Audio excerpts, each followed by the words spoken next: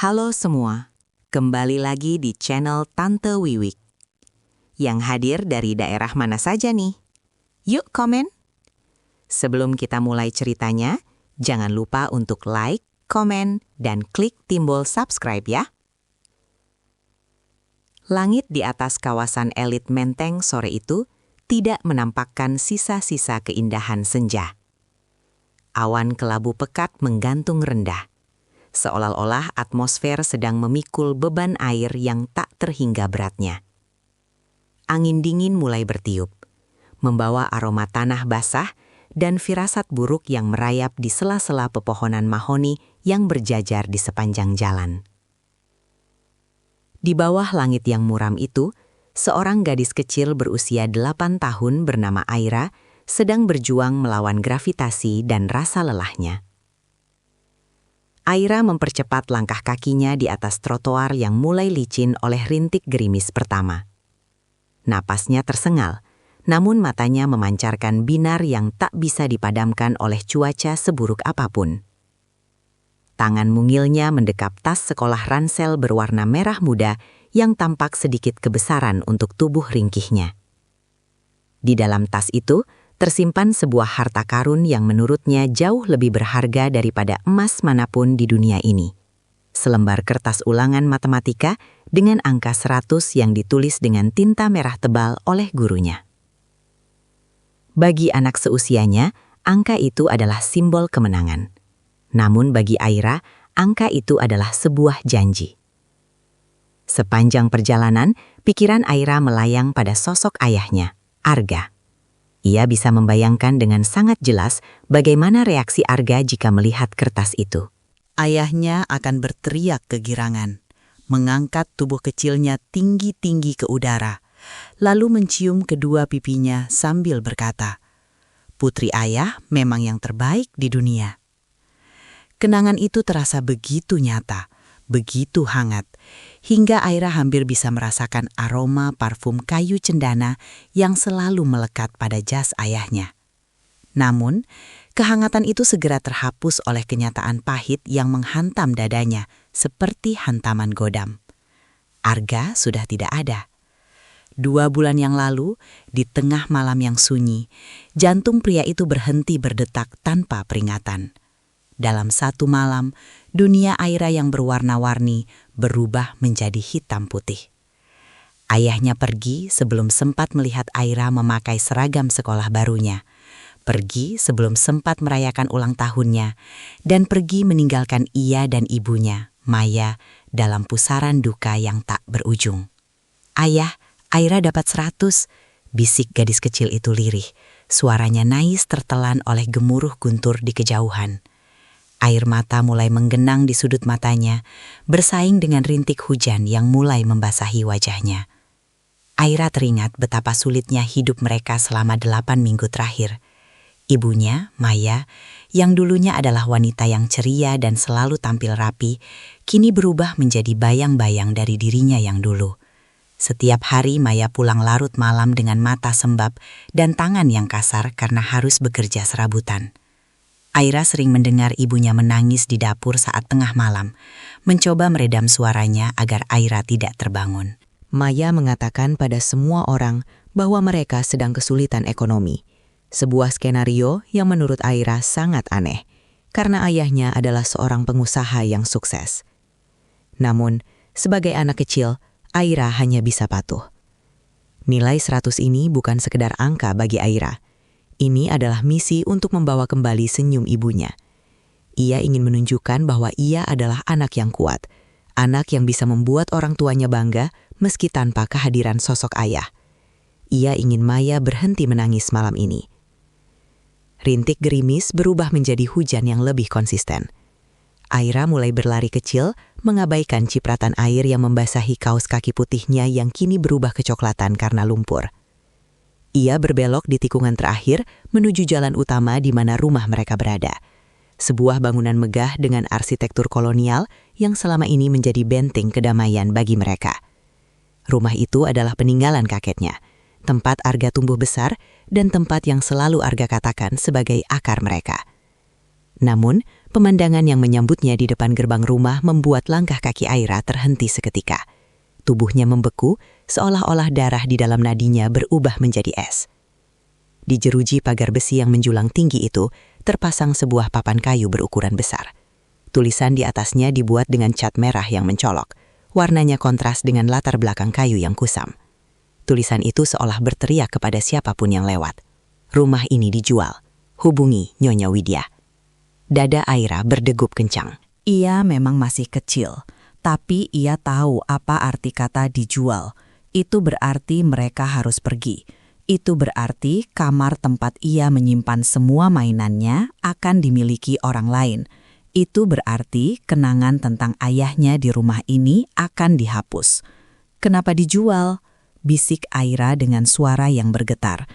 Ia mendekat ke pagar, mencoba mencari tanda-tanda kehadiran ibunya. Pintu utama rumah terbuka sedikit, menampakkan lampu ruang tamu yang menyala terang. Dari celah pagar, Aira melihat sosok wanita paruh baya keluar ke teras. Itu adalah neneknya, Nyonya Widya.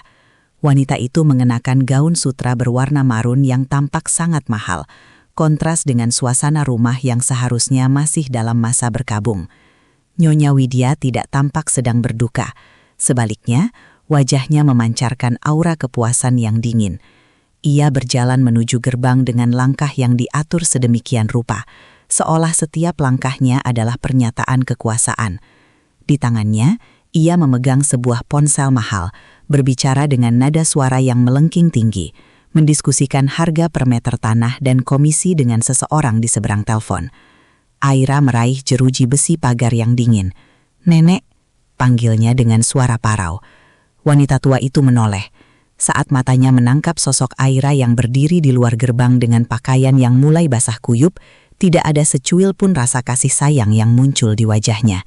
Alih-alih membukakan pintu, Nyonya Widya justru menatap cucu kandungnya sendiri dengan tatapan penuh kebencian, seolah-olah Aira adalah hama yang mengganggu pemandangan indahnya. "Berani-beraninya kau muncul di sini," desis Nyonya Widya setelah menutup teleponnya. "Nenek, kenapa ada tulisan itu? Di mana Mama?" tanya Aira. Air matanya kini benar-benar tumpah, bercampur dengan air hujan yang semakin deras. Nyonya Widya berjalan mendekat hingga hanya terpisah oleh jeruji besi. Ia tidak membungkuk untuk menyamakan tinggi badannya dengan Aira. Ia justru berdiri tegak, memandang rendah ke arah gadis kecil itu. "Ibumu yang tidak berguna itu sedang sibuk mencari uang untuk membayar hutang-hutangnya. Dan rumah ini milikku sekarang. Arga sudah tidak ada untuk melindungimu, dan aku tidak akan membiarkan benalu seperti kalian terus menghisap hartaku." Aira mencoba meraih tangan neneknya melalui celah pagar. "Aira dapat 100, Nek. Aira mau tunjukkan ke Mama dan Nenek." Nyonya Widya dengan kasar menepis tangan kecil itu. Sentakannya begitu kuat hingga Aira terhuyung ke belakang dan jatuh terduduk di aspal yang mulai digenangi air. Kertas ulangan di dalam tasnya tertekuk, namun Aira masih berusaha melindunginya dengan tubuhnya. "100? Nilai sekolahmu tidak bisa membayar lantai marmer di rumah ini," bentak Nyonya Widya. "Dengar baik-baik anak kecil, jangan pernah injak lantai mahalku lagi dengan kaki gembelmu itu. Kau dan ibumu hanyalah pengganggu." "Sekarang, pergi dari sini sebelum aku memanggil keamanan." Nyonya Widya meludah ke tanah, tepat di depan sepatu Aira yang sudah mulai usang. Dengan gerakan kasar, ia menggembok gerbang besi itu dengan rantai besar, mengeluarkan bunyi denting logam yang menyakitkan telinga. Ia berbalik tanpa rasa bersalah sedikit pun, kembali masuk ke dalam kehangatan rumah, meninggalkan cucunya sendirian di tengah badai yang kini mengamuk sepenuhnya. Aira berdiri perlahan, kakinya gemetar. Ia menatap ke arah jendela lantai 2, kamarnya sendiri yang kini gelap gulita. Hujan turun dengan intensitas yang mengerikan, seolah-olah alam semesta sedang ikut menangis bersamanya. Di bawah guyuran air yang dinginnya menusuk tulang, Aira hanya bisa mendekap tasnya erat-erat. Ia tidak tahu bahwa ini adalah awal dari sebuah badai yang jauh lebih besar. Ia tidak tahu bahwa nilai 100 yang ia bawa hari ini akan menjadi saksi bisu dari pengkhianatan yang paling kejam. Namun di tengah kedinginan yang mulai membuat kesadarannya menipis, sebuah tekad mulai tumbuh di hati kecilnya. Malam itu, di depan pagar rumah peninggalan ayahnya, Aira kehilangan masa kecilnya. Namun di saat yang sama, ia menunggu ibunya pulang, membawa rahasia besar yang akan meruntuhkan seluruh kesombongan Nyonya Widya. Sore itu, nilai 100 Aira memang basah oleh air hujan, tapi nilainya akan segera dibayar dengan air mata penyesalan dari mereka yang telah meremehkannya.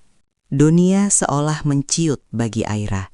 Di bawah langit yang kini sepenuhnya berubah menjadi jelaga, ia berdiri mematung menatap papan kayu yang seakan-akan telah mencuri napasnya.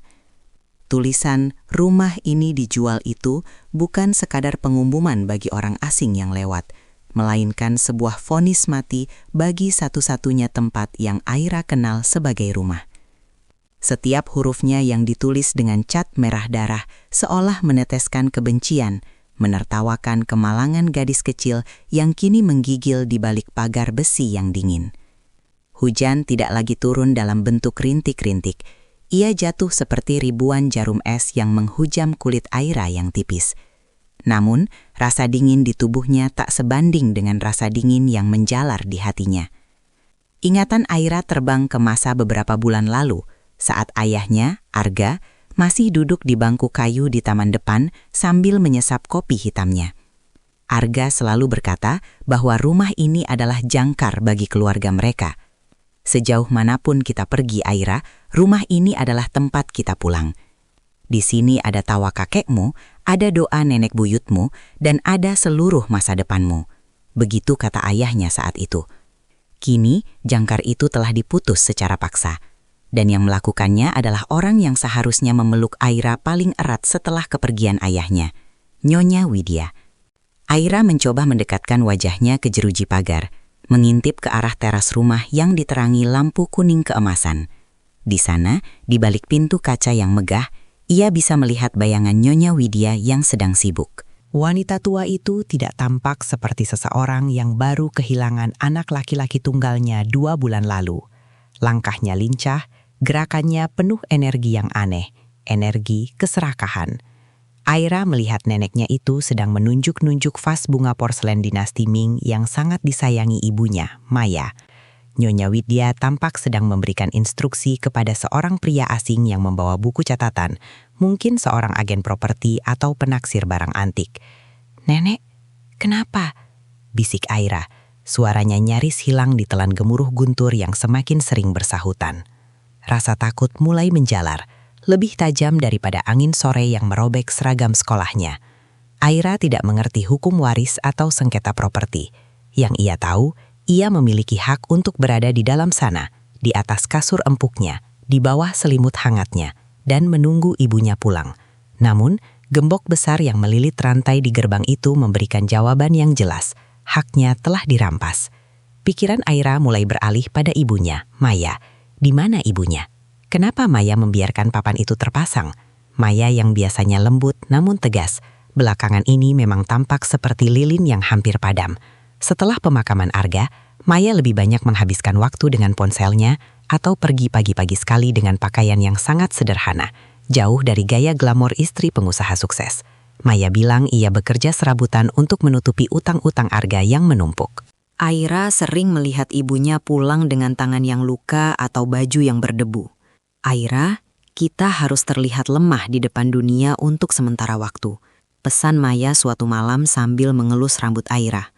"Biarkan mereka mengira kita jatuh. Biarkan mereka merasa menang. Hanya dengan begitu, kita tahu siapa kawan dan siapa lawan." Dulu Aira tidak mengerti maksud ibunya. Namun sore ini, berdiri di depan pagar rumahnya sendiri yang dijual oleh neneknya sendiri, Aira mulai memahami apa itu lawan. Lawan adalah mereka yang meludah saat kau terjatuh. Lawan adalah mereka yang merampas tempat berlindung seorang yatim piatu di tengah badai. Aira kembali mencoba mengguncang gerbang besi itu. Suara besi yang beradu menciptakan kebisingan yang memekakan telinga. Ia ingin Nyonya Widya mendengarnya. Ia ingin neneknya sadar bahwa ada seorang cucu yang sedang kedinginan di luar. "Nenek, buka pintunya! Aira kedinginan, Nek!" teriaknya dengan sisa tenaga yang ada. Di dalam sana, Nyonya Widya tampak berhenti sejenak. Ia menoleh ke arah gerbang, Namun ekspresinya bukan ekspresi kekhawatiran. Ia justru menutup gorden jendela ruang tamu dengan kasar, seolah ingin menghapus keberadaan Aira dari pandangannya. Bagi Nyonya Widya, Aira bukan lagi cucu. Aira hanyalah satu paket dengan Maya. Beban finansial, pengingat akan menantu yang ia benci, dan penghalang bagi ambisinya untuk menguasai seluruh harta peninggalan Arga. Aira merosot duduk di aspal. Air hujan mulai menggenangi sepatunya. Di dalam tasnya, ia merasa kertas ulangan matematika bernilai 100 itu mulai lembab. Ia segera memeluk tasnya lebih erat ke dada, membungkukkan punggungnya agar air hujan tidak merembes masuk ke dalam resleting tas. Kertas itu adalah satu-satunya harga dirinya. Ia tidak boleh membiarkan angka 100 itu luntur. Jika angka itu luntur, Aira merasa ia akan kehilangan alasan untuk tetap kuat. "Ayah, tolong Aira," isaknya pelan. Air matanya kini tumpah tanpa bisa dibendung lagi. Panas air matanya terasa kontras dengan dinginnya hujan yang membasahi pipinya. Di seberang jalan, beberapa tetangga yang baru pulang kerja dengan mobil mewah mereka tampak memperlambat laju kendaraan saat melewati depan rumah Arga. Mereka melihat sosok kecil yang meringkuk di depan pagar, namun tidak ada satupun yang berhenti. Di lingkungan elit seperti ini, campur tangan dalam urusan keluarga orang lain dianggap tabu, apalagi jika menyangkut Nyonya Widya yang terkenal sebagai singa betina di kalangan sosialita. Mereka lebih memilih mematikan empati daripada harus berurusan dengan mulut tajam wanita tua itu. Aira merasa dunianya semakin gelap. Bukan hanya karena malam mulai tiba, tapi karena ia mulai merasa kesadarannya memudar. Kedinginan itu mulai menyerang saraf-sarafnya, membuat kakinya mati rasa. Ia melihat papan merah dijual itu sekali lagi. Dalam pandangannya yang mulai kabur karena air hujan, papan itu seolah-olah berubah menjadi raksasa yang siap menelan rumahnya, menelan kenangannya, dan menelan dirinya. Ia ingat bagaimana 2 hari lalu, Nyonya Widya datang ke kontrakan kecil tempat ia dan ibunya bersembunyi sementara. Neneknya itu datang hanya untuk mencaci maki Maya, menyebut Maya sebagai kutukan bagi Arga. Nyonya Widya menuduh Maya sebagai penyebab Arga sakit jantung karena tekanan ekonomi. Padahal Aira tahu ayahnya sangat bahagia bersama ibunya. "Rumah di Menteng itu adalah hakku sebagai ibunya. Kau hanya wanita dari jalanan yang beruntung dipersunting anakku." Kalimat itu masih terngiang di telinga Aira. Sekarang ancaman itu menjadi kenyataan. Nyonya Widya telah mengambil kunci-kunci rumah secara sepihak, mengganti kode keamanan, dan memasang pengumuman penjualan bahkan sebelum gundukan tanah di makam Arga benar-benar kering. Aira memejamkan mata, kepalanya bersandar pada jeruji besi yang keras. Di tengah dentuman hujan dan guntur, ia hanya bisa berdoa agar ibunya segera datang. Ia tidak tahu bahwa di tempat lain, Maya sedang berjuang dengan cara yang berbeda. Ia tidak tahu bahwa setiap tetes air hujan yang membasahi tubuhnya sore ini akan menjadi bahan bakar bagi api kemarahan yang akan menghanguskan seluruh kesombongan Nyonya Widya. Aira tetap di sana, di samping papan merah itu, sebagai saksi bisu betapa kejamnya darah daging sendiri ketika bicara soal harta. Ia adalah sang pewaris yang sah, yang kini justru dianggap sebagai sampah di depan pintu istananya sendiri. Berikut adalah pengembangan bab 3 menjadi narasi yang lebih emosional, mendalam, dan menggambarkan puncak kekejaman seorang manusia terhadap darah dagingnya sendiri. Bab 3, lantai mahal dan kaki gembel. Hujan yang tadinya hanya rintik kecil, kini telah bermutasi menjadi badai yang mengamuk. Langit Menteng seolah robek, menumpahkan ribuan galon air yang menghantam bumi dengan kemarahan yang tak terkendali.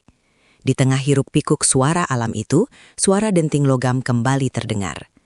Aira, dengan jemari yang sudah pucat dan kaku, terus mengguncang jeruji gerbang.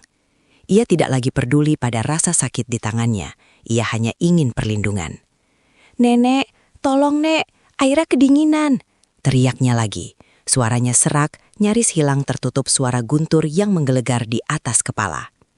Di dalam rumah, pintu utama yang terbuat dari kayu jati berukir itu perlahan terbuka.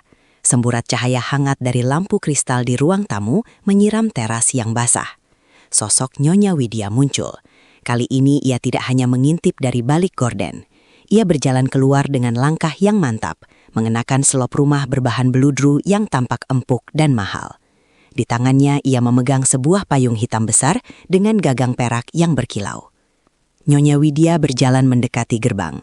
Setiap langkahnya menunjukkan keanggunan yang dibuat-buat, sebuah topeng kemewahan yang menutupi busuknya hati di dalam dada. Ia berhenti tepat 1 meter di depan gerbang, menatap Aira dari balik payungnya. Tatapannya bukan tatapan seorang nenek yang khawatir melihat cucunya menggigil, melainkan tatapan seorang kurator yang melihat noda menjijikan di atas kanvas mahalnya. "Berhenti berteriak, anak kecil. Kau merusak ketenangan soreku," bentak Nyonya Widya. Suaranya tajam, membelah suara hujan, seolah ia memiliki otoritas atas alam itu sendiri. "Nenek, buka pintunya.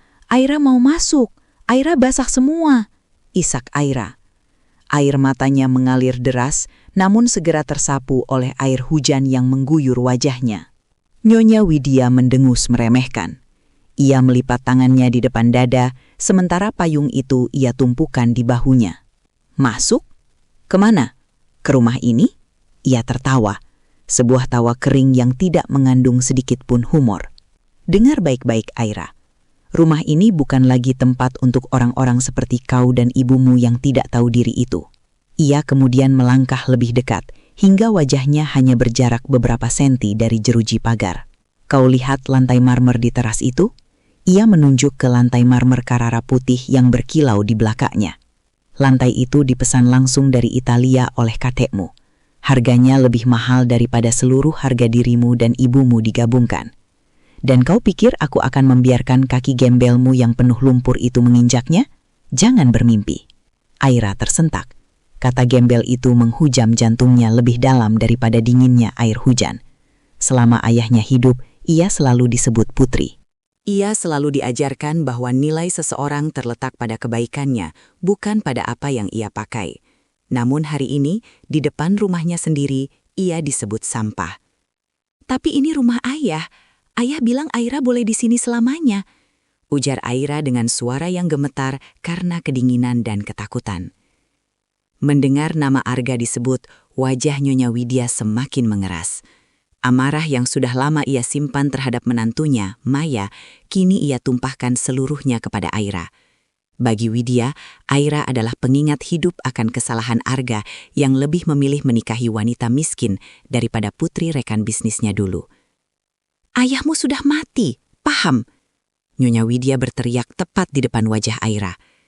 "Dia sudah pergi dan tidak bisa lagi melindungimu. Dia bodoh karena meninggalkan semuanya untuk wanita ular seperti ibumu. Tapi tenang saja, aku sudah membereskan semuanya. Aku sudah mengurus dokumen-dokumennya. Rumah ini milikku, dan besok rumah ini akan menjadi uang yang akan menjamin masa tuaku agar tetap mewah." Nyonya Widya tiba-tiba mengulurkan tangannya melalui celah pagar. Bukannya untuk menarik Aira masuk, ia justru mencengkram bahu Aira yang basah kuyup dan mendorongnya menjauh dari pagar. Sentakan itu begitu kasar hingga Aira terhuyung ke belakang. Kaki kecilnya terpeleset di aspal yang licin dan ia jatuh terduduk di genangan air lumpur di pinggir jalan. "Jangan berani menyentuh pagar ini lagi. Kau mengotori besinya," hardik Widya. Aira menangis sejadi-jadinya. Ia meraba tas sekolahnya, memastikan hartanya masih aman. "Nenek jahat. Ayah pasti marah kalau lihat nenek begini."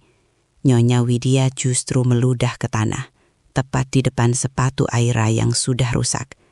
"Meludahlah pada nasibmu sendiri. Kalian itu hanyalah benalu, hama pengganggu yang menghabiskan uang anakku selama bertahun-tahun. Sekarang, nikmatilah sisa harimu di jalanan. Itu adalah tempat yang pantas untuk kalian." Nyonya Widya kemudian melakukan hal yang paling kejam yang bisa dilakukan seorang manusia. Ia mengeluarkan sebotol cairan pembersih dari saku gaunnya, menyemprotkan cairan itu ke bagian pagar yang tadi dipegang oleh Aira, lalu mengelapnya dengan sapu tangan sutra, seolah-olah tangan Aira mengandung virus yang mematikan. "Ingat ini, Aira," ujar Widya dengan nada yang kini merendah namun penuh ancaman. "Selama aku masih bernapas, kau tidak akan pernah mencicipi 1 sen pun dari harta Arga. Kau dan ibumu akan membusuk di tempat kalian berasal, kemiskinan." Tanpa menunggu jawaban, Nyonya Widya berbalik. Ia berjalan masuk ke dalam rumah, menutup pintu jati yang besar itu dengan dentuman keras yang menggema, seolah sedang menutup pintu surga bagi Aira. Lampu teras dimatikan, menyisakan Aira dalam kegelapan total, hanya ditemani oleh cahaya kilat yang sesekali menyambar langit. Aira meringkuk di aspal. Ia memeluk lututnya, mencoba membagi kehangatan dari tubuhnya yang mulai kehilangan suhu. Ia melihat ke arah papan merah dijual yang kini tampak seperti hantu di kegelapan. Ia merasa seolah-olah ia sedang perlahan-lahan menghilang, terhapus oleh hujan dan kebencian neneknya. Dalam pikirannya yang mulai kabur, Aira membayangkan ayahnya datang dengan payung kuning besarnya, mengangkatnya dan membawanya masuk ke dapur yang beraroma coklat panas. Ia membayangkan ibunya sedang memasak sup ayam yang mengepul. Namun, yang ia rasakan hanyalah air dingin yang merembes ke dalam telinganya dan rasa lapar yang mulai melilit perutnya. "Mah, cepat pulang," bisik Aira. Waktu seolah membeku. Setiap detik terasa seperti jam. Aira tidak tahu berapa lama ia sudah berada di sana. Ia hanya tahu bahwa ia harus tetap terjaga. Ia teringat pesan ibunya. Jangan pernah menyerah pada gelap, Aira. Karena bintang hanya terlihat saat langit sangat gelap. Aira tidak tahu bahwa saat ini, di sudut lain kota, ibunya sedang menutup sebuah kesepakatan rahasia yang akan membalikkan keadaan. Ia tidak tahu bahwa setiap tetes air hujan yang menyiksanya sore ini akan menjadi dasar bagi gugatan yang akan menyeret Nyonya Widya ke dalam kehinaan yang paling dalam. Aira tetap di sana, di antara lantai mahal yang tak boleh ia injak dan aspal dingin yang menjadi tempat tidurnya.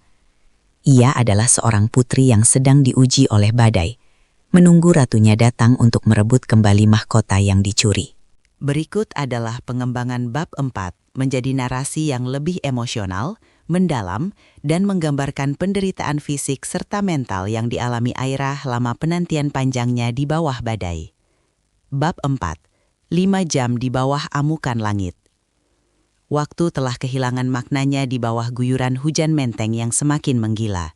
Detik demi detik berubah menjadi beban yang menindih tubuh kecil Aira. Jarum jam dinding di dalam rumah mewah itu mungkin bergerak dengan anggun, menandakan waktu minum teh atau waktu bersantai. Namun bagi Aira yang berada di balik jeruji besi, setiap detak jantungnya adalah perjuangan untuk tetap bernafas.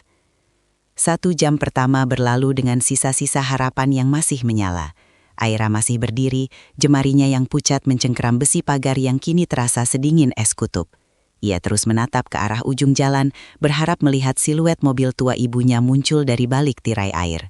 Setiap ada sorot lampu mobil yang mendekat, jantungnya berdegup kencang, memberikan sedikit kehangatan semu pada dadanya. Namun, mobil-mobil itu hanya lewat, memercikan air lumpur ke arahnya, lalu menghilang ke dalam kegelapan, meninggalkan Aira dalam kesunyian yang lebih dalam dari sebelumnya. 2 jam berlalu. Tubuh Aira mulai menyerah pada hukum alam.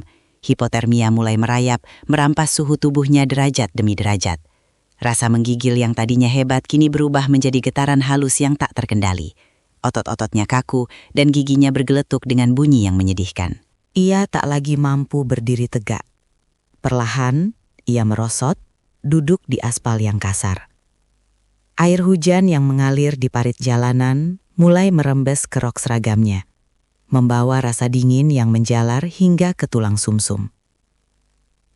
"Ayah, Aira ngantuk," bisiknya parau.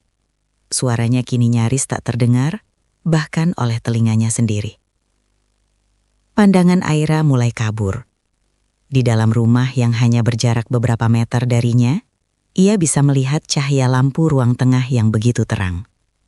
Ia melihat siluet Nyonya Widya yang sedang duduk santai di sofa kulit, sesekali menyesap minuman dari gelas kristal sambil menonton televisi. Kontras itu begitu menyakitkan. Sekat antara kenyamanan yang melimpah dan penderitaan yang mematikan, hanya dibatasi oleh selembar kaca dan beberapa batang besi. Bagi Nyonya Widya, Cucunya yang meregang nyawa di luar sana hanyalah gangguan statistik, sebuah nokta hitam yang ingin ia hapus dari sejarah keluarganya. Memasuki jam ketiga, pemandangan tragis itu mulai menarik perhatian beberapa penghuni rumah di sekitarnya. Di balik jendela-jendela besar rumah tetangga yang bergaya minimalis modern, mata-mata mulai mengintip dengan rasa miris. Pak RT yang tinggal 3 rumah dari sana sempat keluar ke beranda dengan payungnya. Ia melihat sosok kecil Aira yang meringkuk seperti gundukan sampah yang dibuang di depan pagar Nyonya Widya. Pak RT menghela napas panjang. Ia tahu betul siapa Nyonya Widya. Wanita tua itu adalah donatur tetap di lingkungan tersebut. Namun, ia juga dikenal memiliki mulut yang lebih tajam dari sembilu dan relasi hukum yang kuat. Siapapun yang berani mencampuri urusan disiplin keluarganya akan berakhir dengan tuntutan hukum atau setidaknya serangan verbal yang memalukan di depan umum. "Keterlaluan, itu anak kecil," bisik istri Pak RT dari balik pintu. "Haruskah kita lapor polisi?" "Jangan sekarang," jawab Pak RT dengan nada ragu. "Widya bilang itu cucunya sedang dihukum karena nakal. Kalau kita ikut campur, dia bisa memutarbalikkan fakta. Kita tunggu ibunya pulang saja." Ketakutan akan konfrontasi sosial membungkam empati mereka. Mereka memilih untuk menutup gorden kembali, menyalakan pemanas ruangan, dan berpura-pura tidak melihat seorang malaikat kecil yang sedang sekarat di atas aspal yang membeku. Dunia orang dewasa yang penuh perhitungan telah mengkhianati kepolosan seorang anak. Jam keempat adalah puncak dari siksaan itu. Hujan mulai mereda menjadi rintik-rintik yang tajam, namun angin malam yang bertiup kencang justru membawa rasa dingin yang lebih menggigit. Aira mulai mengalami fase halusinasi akibat suhu tubuh yang sangat rendah. Dalam pandangannya yang sayu, ia melihat ayahnya, Arga, berjalan mendekatinya tanpa payung. Ayahnya tersenyum, wajahnya bersinar hangat. "Aira, ayo ikut ayah, di sini hangat." Suara halusinasi itu berbisik di telinganya. Aira tersenyum lemah. Ia mencoba mengulurkan tangannya yang kaku ke udara, mencoba menyentuh bayangan ayahnya. Namun tangannya hanya menangkap udara kosong yang basah. Kesadarannya timbul tenggelam. Ia teringat kertas ulangan matematikanya. Dengan sisa tenaga yang ada, ia meraba tasnya. Kertas itu sudah basah di bagian pinggirnya, tapi angka 100 itu masih terbaca. Ia memeluk tas itu lebih erat, seolah-olah kertas itu adalah satu-satunya hal yang menahannya agar tetap berada di dunia ini. Ia tidak boleh pergi sebelum menunjukkan angka ini pada ibunya. Jam kelima. Totalitas kegelapan telah menyelimuti menteng. Aira kini benar-benar diam. Ia menyandarkan kepalanya di jeruji pagar besi yang dingin. Napasnya pendek-pendek dan berat. Bibirnya yang dulu merah muda, kini berwarna ungu gelap kebiruan. Ia tidak lagi merasa dingin, ia merasa hangat yang aneh, sebuah tanda klinis yang berbahaya dari hipotermia tingkat lanjut.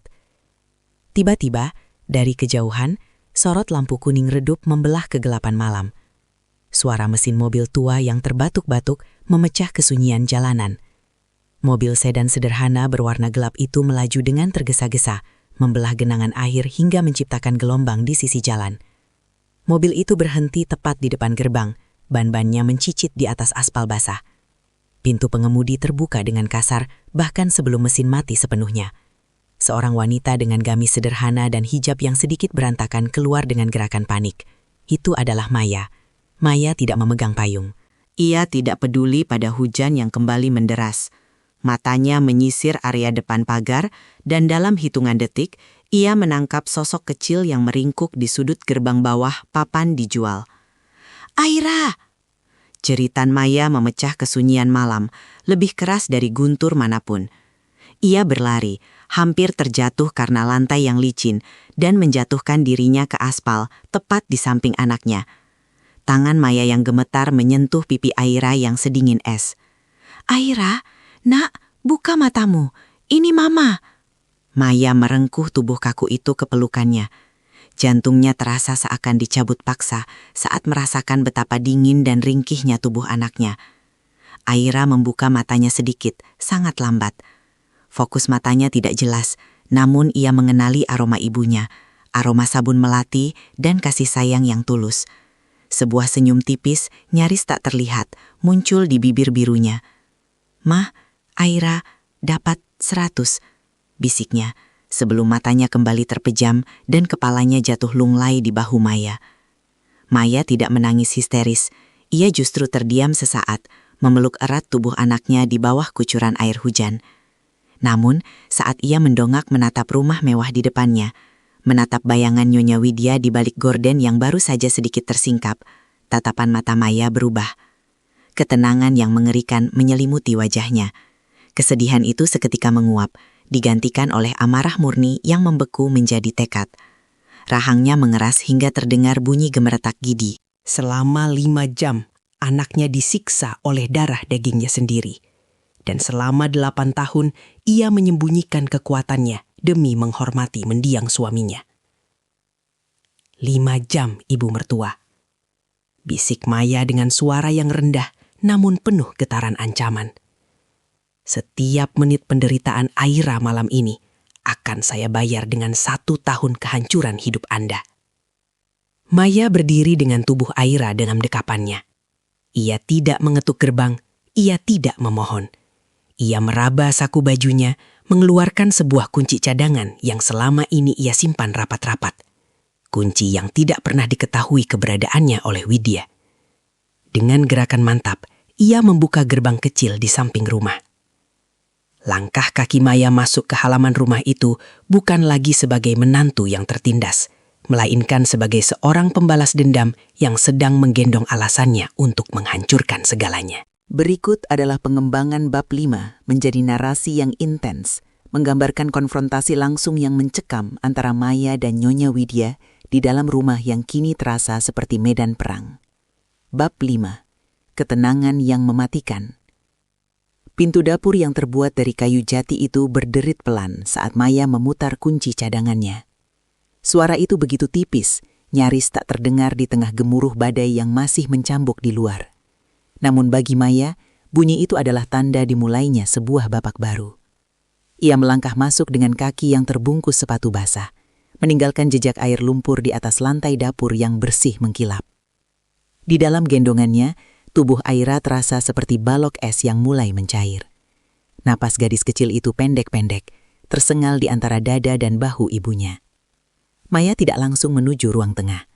Ia berhenti sejenak di lorong dapur, menempelkan pipinya ke kening Aira yang sedingin pualam. "Tunggu sebentar sayang, Mama akan membuat semuanya menjadi hangat," bisik Maya. Suaranya tidak lagi bergetar karena kesedihan. Suaranya kini terdengar seperti bilah pisau yang baru saja diasah, tajam, dingin, dan presisi. Maya berjalan menuju ruang tengah. Cahaya lampu kristal yang menggantung di plafon tinggi menyilaukan matanya yang sudah terbiasa dengan kegelapan badai selama beberapa menit terakhir. Di sana, di atas sofa kulit impor berwarna krem, Nyonya Widya duduk dengan keanggunan seorang ratu yang baru saja memenangkan peperangan kecil. Di tangannya terdapat cangkir porselen berisi teh lavender yang aromanya memenuhi ruangan. Saat langkah kaki Maya yang berat dan basah memasuki radius pendengaran Nyonya Widya, wanita tua itu tersentak. Cangkir di tangannya berdenting di atas meja kaca.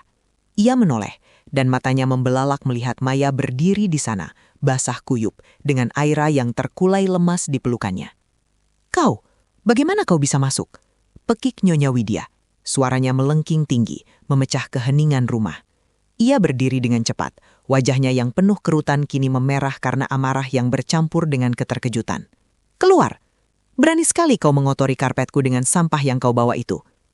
Maya tidak bergerak 1 inci pun. Ia tetap berdiri tegak, membiarkan air dari pakaiannya menetes deras, membentuk genangan hitam di atas karpet Persia seharga ratusan juta rupiah yang begitu dipuja oleh mertuanya. Tatapan mata Maya terkunci pada wajah Nyonya Widya, sebuah tatapan yang membuat bulu kuduk wanita tua itu meremang untuk pertama kalinya dalam hidupnya. "Aku tidak datang untuk meminta izinmu, Ibu," jawab Maya, suaranya rendah, namun setiap kata yang keluar memiliki penekanan yang mengerikan. "Aku datang untuk mengambil apa yang menjadi milik anakku." "Milik anakmu? Jangan mimpi. Nyonya Widya melangkah maju, menunjukkan jarinya tepat ke arah wajah Maya. Rumah ini sudah aku pasarkan.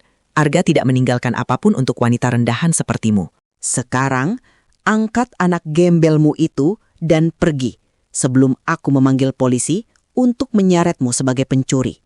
Maya menatap jari yang menudingnya itu dengan pandangan jijik. Polisi, itu ide yang bagus, Ibu. Mungkin mereka akan tertarik mendengar bagaimana seorang nenek membiarkan cucu kandungnya sekarat di bawah hujan selama 5 jam demi sebuah ambisi harta.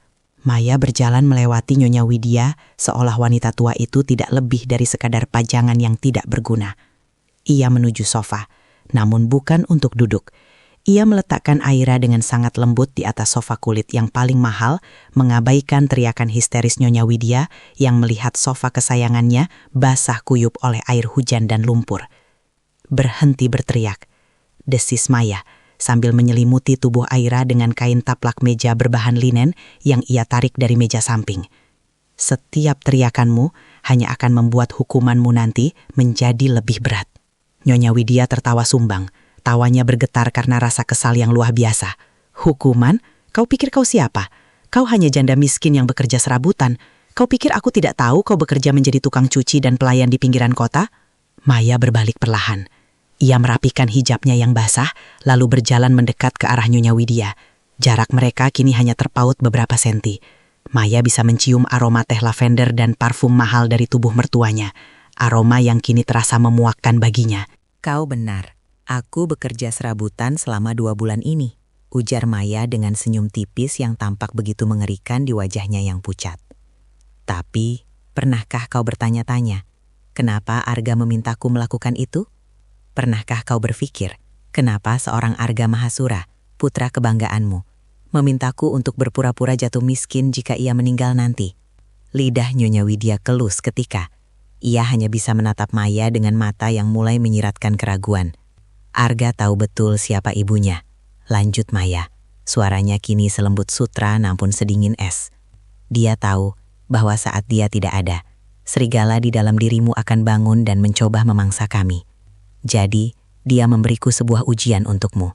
Dia ingin tahu apakah ibunya masih memiliki secercah kemanusiaan jika kami tidak lagi memiliki uang.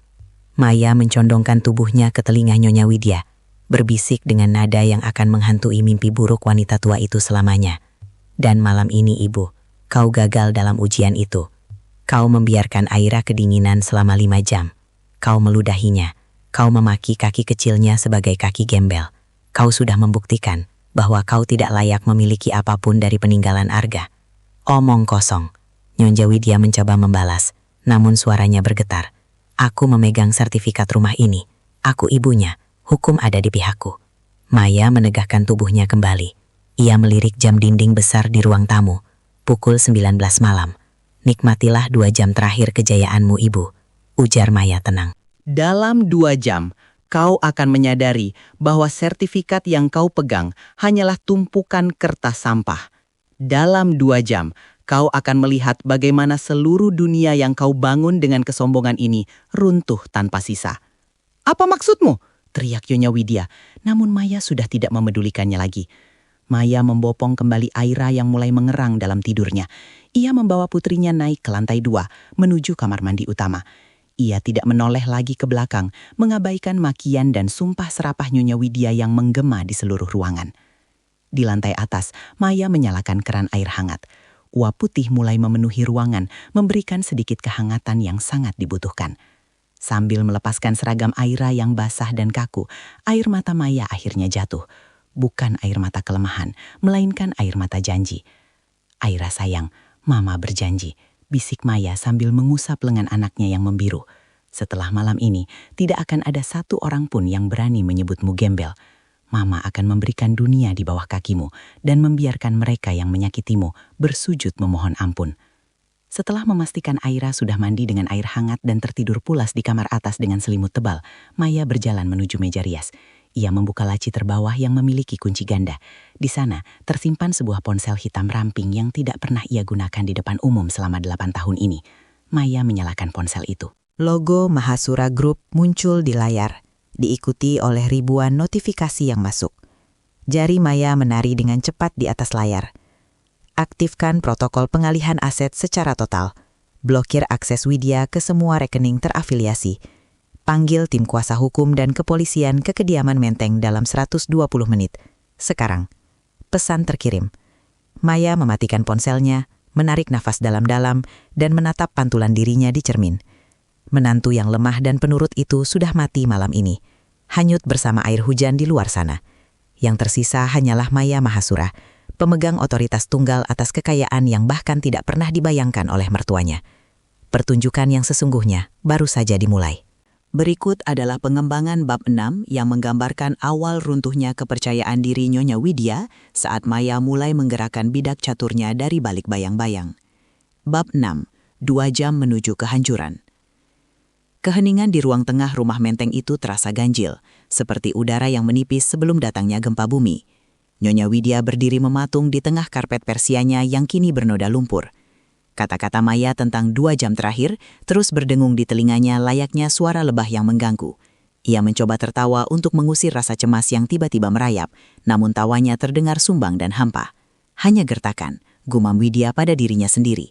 Dia hanya janda stres yang sedang berhalusinasi. Widya meraih ponsel mahalnya, berniat menghubungi salah satu teman sosialitanya untuk merencanakan pesta perayaan penjualan rumah. Namun saat jarinya menyentuh layar, sebuah notifikasi muncul dari aplikasi perbankan miliknya.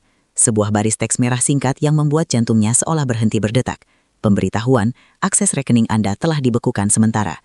Darah Widya tersirap. Ia mencoba masuk kembali ke aplikasi, memasukkan kode rahasia berkali-kali. Namun hasilnya tetap sama. Ia segera beralih menghubungi manajer bank pribadinya.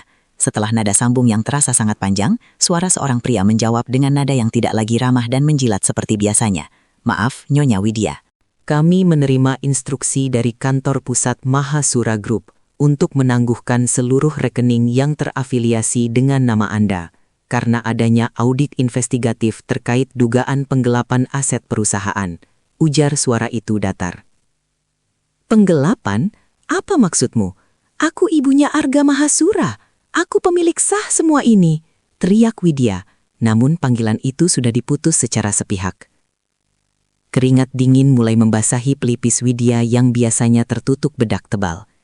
Ia mencoba menenangkan diri, tangannya gemetar hebat saat ia berjalan menuju meja telepon rumah untuk menghubungi notaris kepercayaannya. Ia harus memastikan penjualan rumah ini berjalan malam ini juga. Jika ia bisa mendapatkan uang tunai dari calon pembeli, ia bisa melarikan diri ke luar negeri sebelum audit itu menjeratnya. Namun, setiap panggilan yang ia lakukan seolah menabrak tembok besar. Notarisnya tidak mengangkat. Broker propertinya mematikan ponsel. Dunia yang tadinya tunduk di bawah telunjuk Widya, tiba-tiba berubah menjadi asing dan memusuhi. Sementara itu, di lantai 2, Maya berdiri di balkon yang menghadap ke ruang tengah. Ia sudah mengganti pakaiannya dengan gamis hitam sutra yang elegan. Sangat kontras dengan pakaian lusuh yang ia pakai saat pulang tadi. Ia memegang secangkir teh panas, menatap ke bawah dengan tatapan seorang predator yang sedang memperhatikan mangsanya masuk ke dalam perangkap. Maya melihat Widya yang mondar-mandir seperti tikus terjebak. Ia melihat kepanikan yang mulai menggerogoti wajah tua yang angkuh itu. Maya melirik jam tangan peraknya. Jam tangan yang diberikan Arga di hari pernikahan mereka, yang memiliki ukiran untuk ratu yang sesungguhnya. 1 jam 30 menit lagi, Ibu, bisik Maya lirih. Di luar, badai belum benar-benar reda. Namun suara mesin mobil-mobil hitam yang bergerak menuju Menteng mulai terdengar dari kejauhan. Maya tahu, pasukan hukum dan auditor terbaik Mahasura Group sedang bergerak. Mereka tidak membawa bantuan. Mereka membawa badai yang akan merobohkan istana kaca yang dibangun Widya di atas penderitaan Aira. Widya mendongak. Matanya bertemu dengan mata Maya. Untuk pertama kalinya, Widya tidak melihat menantu yang lemah. Ia melihat sosok penguasa yang selama ini bersembunyi di balik topeng kesabaran. Dan saat itu, Nyonya Widya menyadari bahwa lantai mahal yang ia banggakan sedang bergetar di bawah kakinya. Kamar utama di lantai 2 itu kini terasa seperti pusat komando yang sunyi namun mematikan. Maya duduk di tepi ranjang besar peninggalan Arga, hanya ditemani cahaya redup dari layar ponsel hitamnya yang terus berkedip.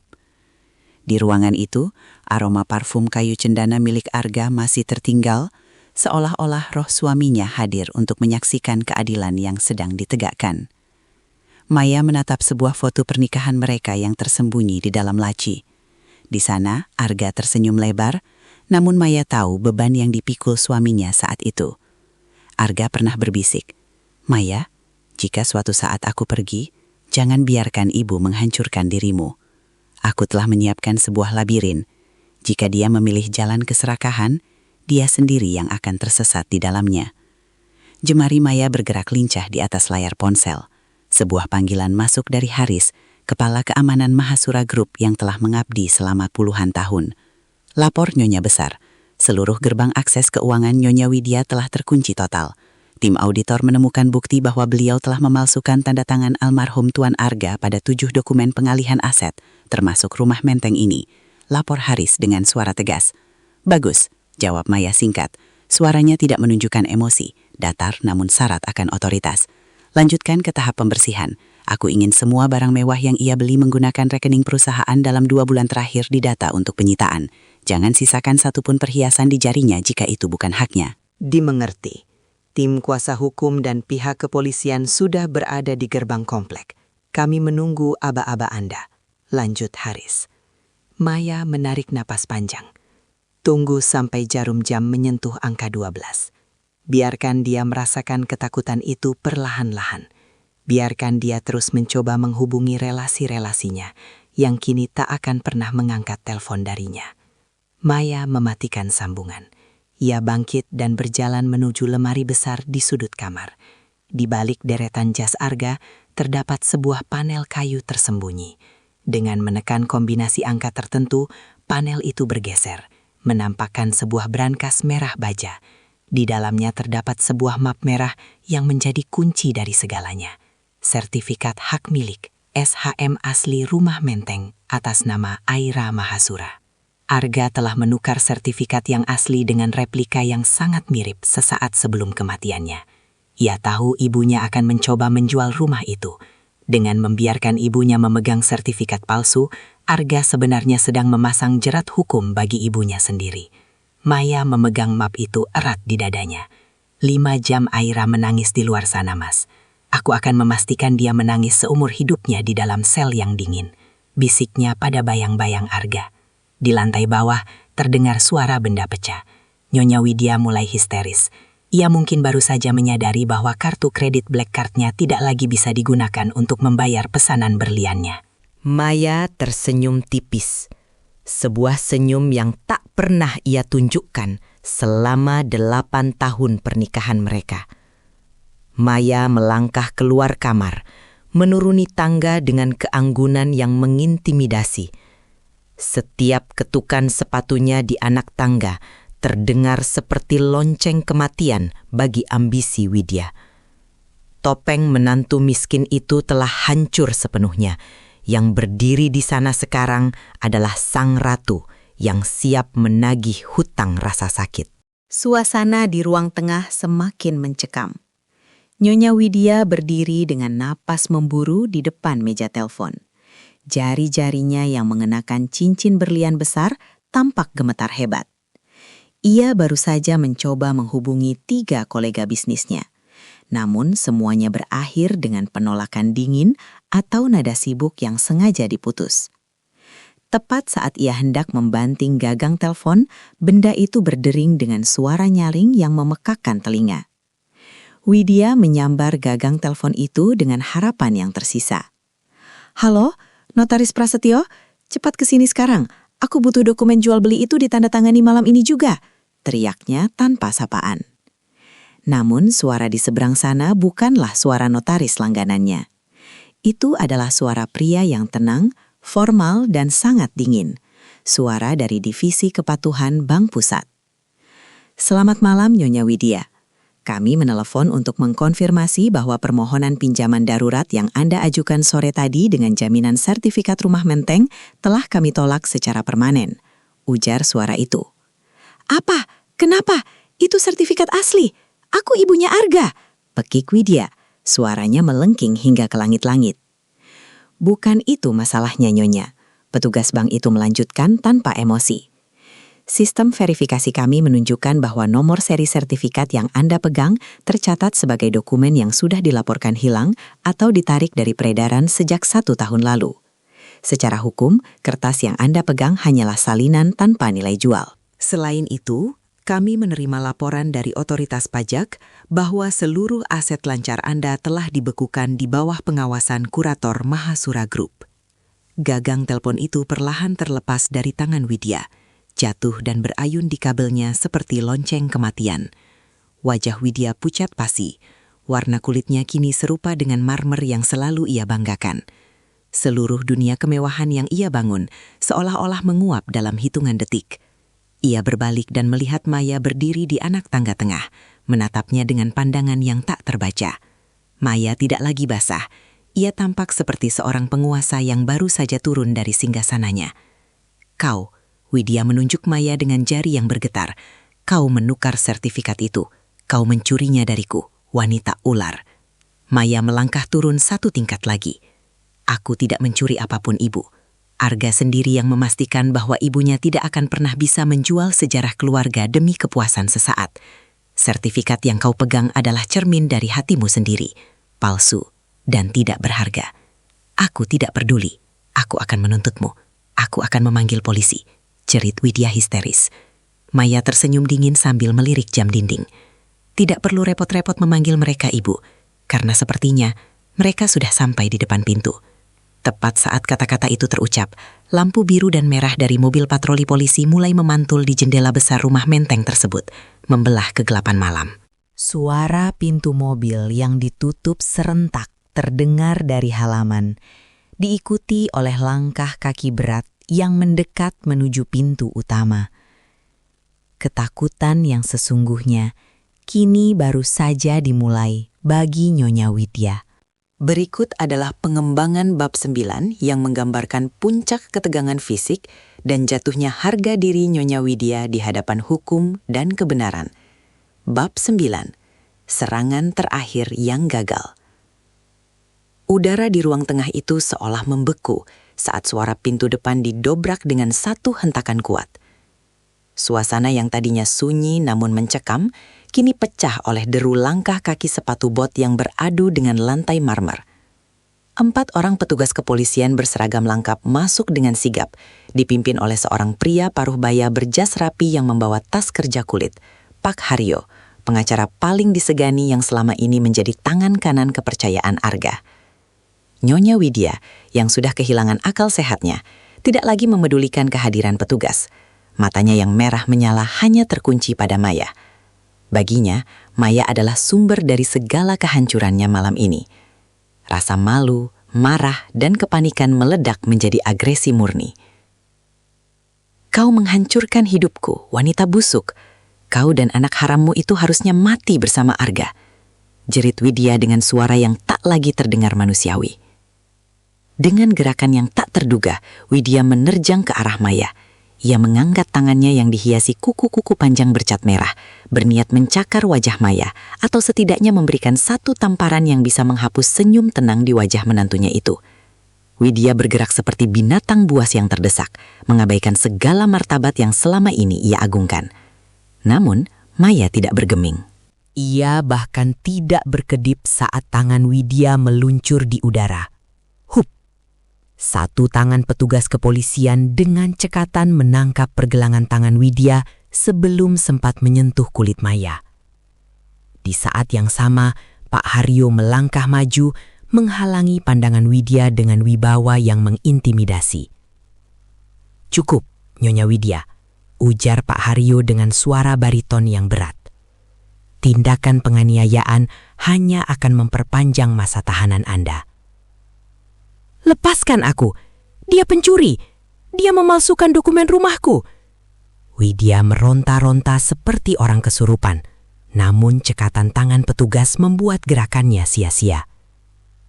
Pak Haryo mengeluarkan sebuah map dari tasnya dan membukanya dengan tenang. "Justru sebaliknya, kami kesini atas laporan dugaan pemalsuan dokumen otentik, penipuan perbankan, dan penelantaran anak di bawah umur. Kami memiliki rekaman CCTV 5 jam terakhir yang menunjukkan bagaimana Anda membiarkan pewaris sah Mahasura Group kedinginan di bawah badai.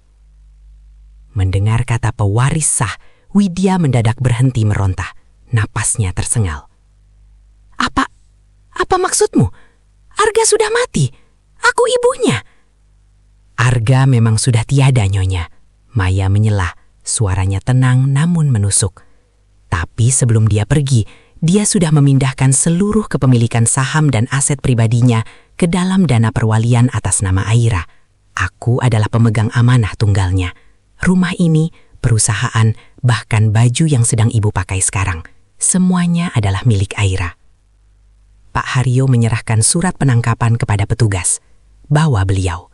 Kami akan memberikan seluruh bukti digital dan saksi mata di kantor polisi.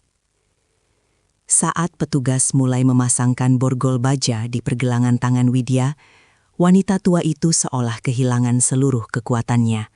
Lututnya lemas, membuatnya terjatuh di atas lantai marmer yang begitu ia puja. Lantai yang beberapa jam lalu ia katakan terlalu mahal untuk diinjak Aira. Kini, di atas lantai itu pula, ia tersungkur dalam kehinaan yang paling dalam. "Maya, tolong!" isak Widya tiba-tiba, mencoba mencari belas kasihan. Maya menatap mertuanya untuk terakhir kali sebelum berbalik arah. "Ingat kata-katamu tadi sore, Ibu? Lantai ini terlalu mahal untuk kaki gembel. Sepertinya sekarang, lantai ini juga terlalu suci untuk seseorang yang tidak memiliki hati."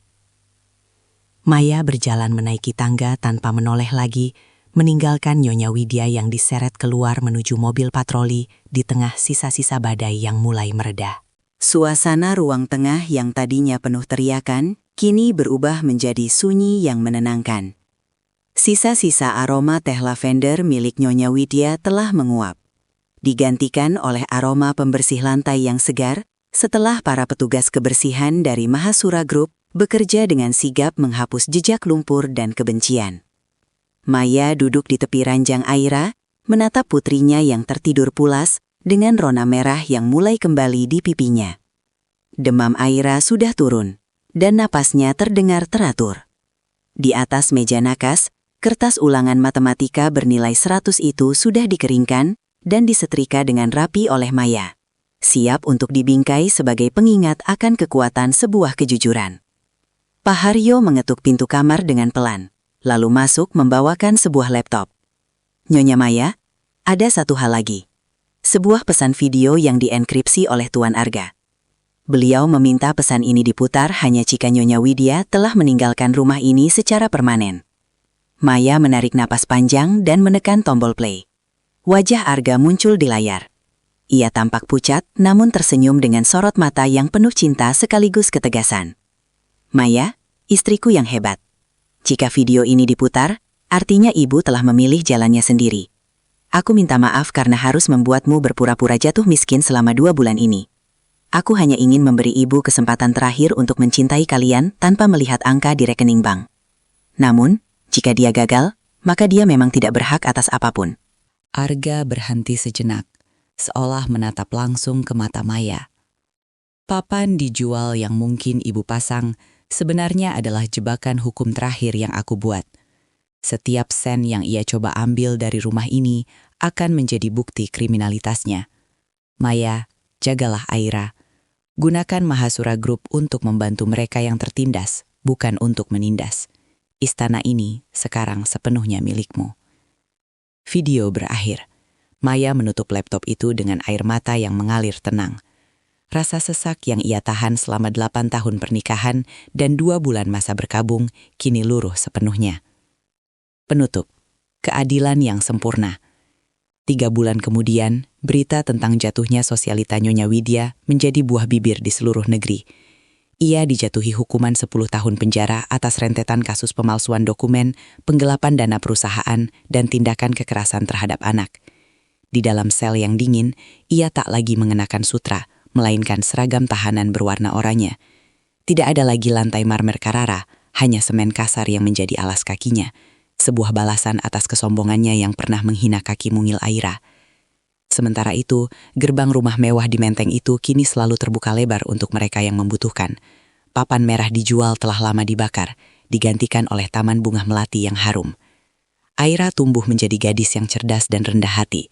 Setiap pagi, sebelum berangkat sekolah dengan mobil mewah yang tetap dikendarai dengan sederhana, ia selalu mencium foto ayahnya. Ia tahu bahwa ia tidak hanya mewarisi harta, tapi juga keberanian ibunya dan kecerdikan ayahnya. Maya berdiri di balkon, menatap matahari terbit yang membelah langit Jakarta. Ia bukan lagi sekadar menantu yang tertindas, melainkan pemimpin Mahasura Group yang disegani. Ia telah membuktikan bahwa kemiskinan harta bisa diperbaiki, namun kemiskinan hati adalah kehancuran yang tak bertepi. Di bawah kakinya, lantai marmer itu tetap mahal, namun kini ia terasa hangat karena dipijak oleh cinta, bukan keserakahan.